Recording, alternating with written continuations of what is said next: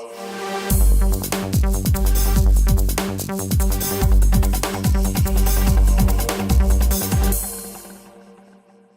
le ministre d'État, bonjour. Bonjour. Hier, le Conseil des ministres a rendu public un certain nombre de décisions concernant sur les réformes électorales, au nombre desquelles notamment l'augmentation des sièges de députés au niveau de l'Assemblée nationale. Et nous savons également que le gouvernement, dans son plan de relance économique, a pour chantier le retour à l'équilibre des finances publiques. Est-ce que l'augmentation du nombre de députés à l'Assemblée nationale ne serait pas rédhibitoire? Je vous remercie. Il faut d'abord relever que c'était une séance très importante dans la mesure où elle a permis de confirmer encore une fois la volonté du gouvernement d'aller aux élections cette année et la volonté dans le même temps d'appliquer toutes les résolutions issues du dialogue politique d'Agoundjé. C'était un dialogue très important pour ramener la sérénité dans le pays, mais aussi pour pouvoir tenir compte de toutes les récriminations qu'il y a eu autour de la question du contentieux électoral, de la transparence électorale, de la représentativité des populations. Cela faisait plusieurs années que certaines populations, à tort ou à raison, mais je pense plus à raison, réclamaient d'être mieux représentées au Parlement. Il y avait des circonscriptions électorales très importantes qui n'étaient pas bien représentées ou qui étaient mal représentées.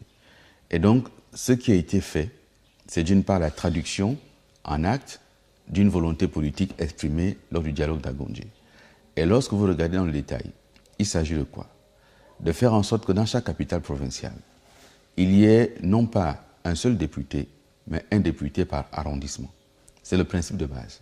Cela concerne toutes les capitales provinciales, mais cela concerne également les communes de Akanda, Ovendo et Ntoum, plus la commune de Mwanda dans le Haut-Ogooué.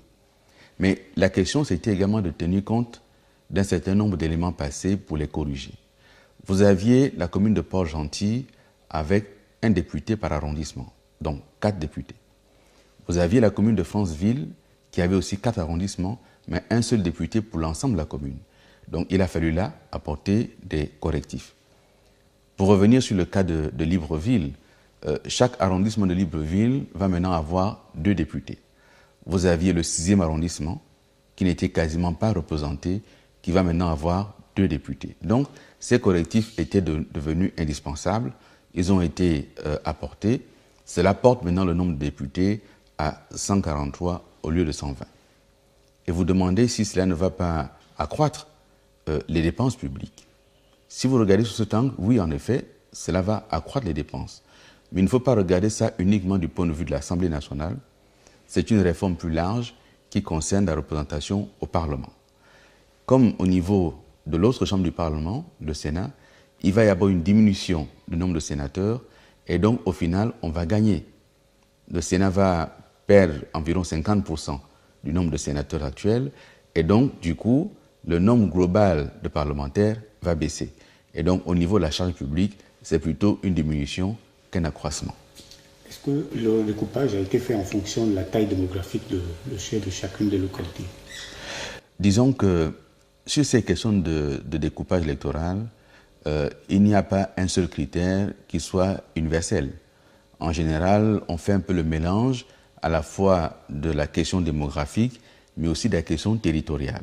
Si vous prenez les arrondissements de Libreville, on tient compte du découpage territorial, c'est un arrondissement, mais dans le même temps, on tient compte de la démographie. C'est pour cela qu'à Libreville, chaque arrondissement reçoit donc 2 sièges de députés. C'était déjà le cas avant, mais là, il y a le 6e arrondissement qui s'est ajouté avec 2 sièges. Il y a les communes d'Ovendo qui ont grandi, Ovendo, Akanda et Ntoum. Donc c'est à la fois territorial et démographique. Sur le plan démographique, est-ce qu'il y avait un plafond? Non, nous avons évité, mais c'était déjà la discussion au niveau du dialogue d'Agoundjé, nous avons évité d'aller dans ce sens. Si nous allions dans ce sens, vous avez naturellement la province de l'Estuaire qui abrite la ville de Libreville, qui compte aujourd'hui plus de 60% de la population gabonaise. Ça veut donc dire que les députés seraient tous quasiment à plus de 50% ressortissants des arrondissements de Libreville, ce qui n'est pas faisable dans la mesure où même un territoire qui n'est pas assez peuplé mérite d'être représenté au Parlement. Donc on a fait un mélange des deux. Concernant la participation, le plus grand nombre des Gabonais dans la gestion des affaires publiques, et il se dit que la nouvelle mesure, c'est-à-dire le retour au cumul de mandats, également un recul, de la mesure où ce retour au cumul de mandats réduit la possibilité de plusieurs Gabonais de participer à la vie publique. Que répondez-vous à ces derniers? D'abord, la question n'est pas la participation de plusieurs Gabonais. Il n'y aura dans une commune qu'un seul maire et ses adjoints. Quel que soit le nombre de Gabonais qui habitent cette commune, il y aura un maire et ses adjoints. En arrondissement, il y aura un maire et ses adjoints. Donc la question n'est pas la participation du plus grand nombre. La question, c'est l'efficacité. La question, c'est aussi ne pas se priver de l'expertise que peut apporter quelqu'un uniquement du seul fait que lui serait déjà député. Et il existe de par le monde des situations où nous avons des députés maires. Cela avait déjà été le cas au Gabon. Et ce qui est important à rappeler, c'est que cette fois-ci, même s'il y avait cumul de mandats, il n'y a pas cumul de rémunération. Nous connaissons des localités au Gabon aujourd'hui qui ne sont pas suffisamment peuplées pour disposer de toute l'expertise au sein de la population et où nous avons quelqu'un qui est par exemple député, qui aurait pu faire un bon maire, mais on lui dira, comme tu es déjà député, on mettra quelqu'un d'autre comme maire et parfois, celui qu'on va choisir comme maire n'a peut-être pas l'expertise ou l'expérience pour gérer une collectivité locale. Là, nous allons vers quelque chose d'extraordinaire. Le chef de l'État tient absolument à ce qu'il y ait la décentralisation, qu'elle devienne effective. Le gouvernement s'active à la rendre effective. Il faut maintenant que les populations s'organisent pour s'approprier cette décentralisation. Bien sûr, le cumul n'est pas une exigence, ce n'est pas une obligation démocratique, c'est une possibilité. Si dans une localité, les populations estiment que nous avons suffisamment de cadres qui peuvent être maires ou présidents du conseil départemental et qu'on n'a pas besoin qu'un député devienne également maire, c'est un choix démocratique au sein de la localité, ce n'est pas une obligation. Les Gabonais se posent aussi une question. On a entendu le président de la République lors des vœux à la nation qui avait réaffirmé sa volonté de respecter l'agenda électoral, la tenue des élections pour cette année, sauf que dans cette affirmation, le président de la République n'a pas indiqué la période. Et beaucoup de Gabonais se posent si véritablement l'élection aura lieu en avril 2018, comme l'avait indiqué la Cour constitutionnelle. Dans le compte rendu des travaux du Conseil des ministres que j'ai fait hier, nous avons mis l'accent sur la question du découpage électoral. Mais ce n'est pas le seul aspect qui a été retenu et qui a été, on va dire, adopté en Conseil des ministres. Nous avons également adopté un certain nombre de textes qui modifient le dispositif ancien, s'agissant des élections politiques, s'agissant de la transformation de la CENAP qui devient donc le centre gabonais des élections. Ce texte a également fait l'objet d'un examen en Conseil des ministres. Nous avons également examiné en Conseil des ministres la question à venir, mais qui est très proche, la question de la révision de la liste électorale. Nous sommes obligés aujourd'hui de tenir compte du calendrier tel que fixé par la Cour constitutionnelle. Le chef de l'État n'avait pas besoin de revenir sur la date. La date, elle est connue. Je rappelle cette date. Nous devons avoir voté au plus tard le 28 avril. Cette date sera tenue. En tout cas, le gouvernement s'active à faire en sorte que nous tenions cette date et nous allons tout mettre en œuvre pour que les élections aient lieu à la date fixée par la Cour constitutionnelle, par respect de la Constitution.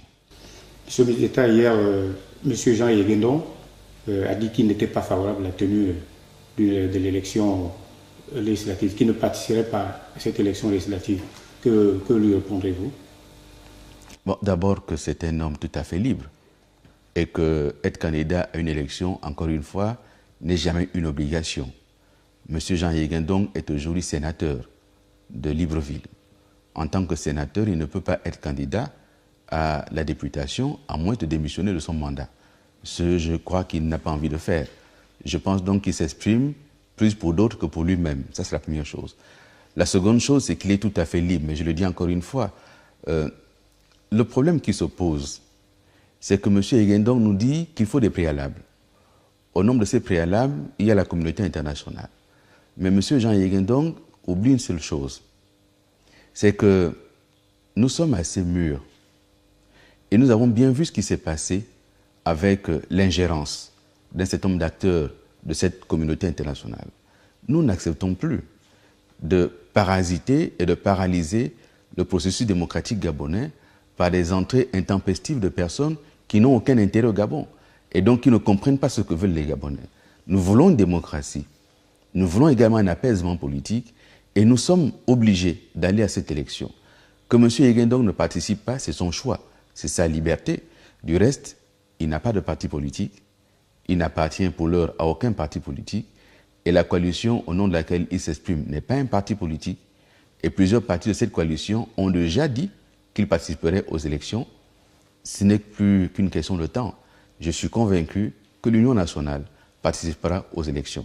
Parce que ne pas aller à cette élection, c'est franchement se priver d'une possibilité démocratique de porter la voix de l'opposition au niveau des institutions constitutionnelles que sont le Parlement et d'autres instances délibératives où il faut élire des représentants.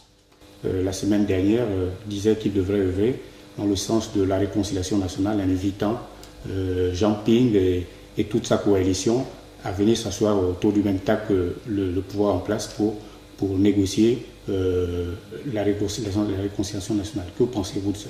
Bon, d'abord que toutes les voix qui peuvent s'exprimer pour que les Gabonais se parlent, pour qu'il y ait la quiétude dans le pays, qu'il y ait la paix, qu'il y ait le développement, toutes ces voix sont à encourager. Nous ne pouvons qu'aller dans ce sens-là. La problématique, elle est simple.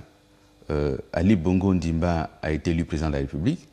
Il est le chef de l'État gabonais, reconnu comme tel par toute la communauté internationale, par toutes les nations qui travaillent avec le Gabon. Et si M. Jean Ping, qui est un citoyen gabonais, dont Ali Bongo est le président, s'il veut rencontrer Ali Bongo, il fait une demande d'audience, elle sera examinée et le chef de l'État décidera de recevoir M. Jean Ping ou pas. Là n'est pas le sujet. Le chef de l'État, il est le président de tous les Gabonais.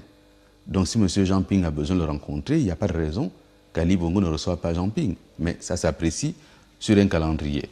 Si la question est une question de discussion, de négociation, la négociation commence par la reconnaissance. Donc que M. Jean Ping arrête et qu'il reconnaisse qu'Ali Bongo est président, à ce moment-là on peut discuter. Tant qu'il ne le reconnaît pas, que voulez-vous que nous disions? Merci, monsieur. C'est moi qui vous remercie.